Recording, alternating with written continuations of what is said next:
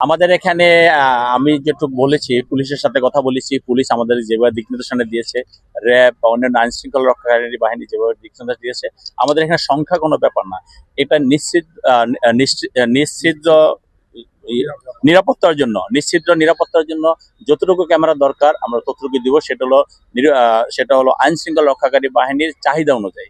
আর আমরা চাই যে একটি সুন্দর সমাবেশ হোক, একটি সুন্দর প্রোগ্রাম হোক, সেখানে মিনিমাম কোনো চুল ছাড়া, যেখানে যে কোনো সমস্যা না থাকে। এই জন্য আমাদের সিসি ক্যামেরাগুলো সেভাবে প্রতিস্থাপন করা হয়েছে, এবং কিছুক্ষণের মধ্যে ডগ স্কোয়াড থেকে শুরু করে সরকারের বা আপনার আইন শৃঙ্খলা রক্ষাকারী বাহিনীর যে সমস্ত নিয়ন্ত্রিত জিনিসগুলো আছে সেগুলোকে পরীক্ষা নিরীক্ষা করবে। আমরা আশা করি আমরা একটা ভালো কিছু করবো ইনশাল্লাহ।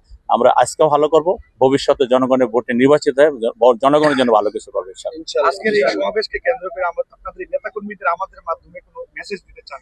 আমাদের নেতাকর্মীদের মেসেজ একটা, তারা মেসেজ অলরেডি পেয়ে গিয়েছে, আপনাদের মাধ্যমে পেয়েছে, এবং আমি আবারও বলছি আমরা একটা সুশৃঙ্খল প্রোগ্রাম করতে চাই। আমাদের মাঠটা অনেক ছোট, পাশাপাশি আমাদের রাস্তাগুলো অনেক বড়। তা আমরা মেন রোড কোনোভাবেই আমরা সেখানে অকুপাইড করব না। আমরা আমাদের সামনে যে রাস্তাগুলো আছে, যেখানে যান চলাচল খুবই লিমিটেড, এবং এটা একটা আবাসিক এরিয়া, আমাদের সবকিছু বিবেচনা রেখে, আমাদের নির্বাচনে ক্যাম্পিংও করতে হয়, সবকিছু বিবেচনা রেখে মানুষকে সহনীয় অবস্থায় ভোগান্তিতে রেখে আমরা এই কাজগুলো করতে চাই, মানুষের ভোগান্তি যাতে কম হয়। এবং আমরা বিশ্বাস করি যে আমাদের প্রতিটা নেতাকর্মী সচেতনতার সাথে এই কাজগুলো করবে, এবং একটি সুন্দর প্রোগ্রাম এই এলাকার উন্নয়নের জন্য। একটা জিনিস খেয়াল রাখতে হবে যে আমাদের পরিশ্রম আমরা কেন করি? পরিশ্রম করি নিজের ভাগ্যের পরিবর্তন করার জন্য, দেশের মানুষের ভাগ্যের পরিবর্তন করার জন্য।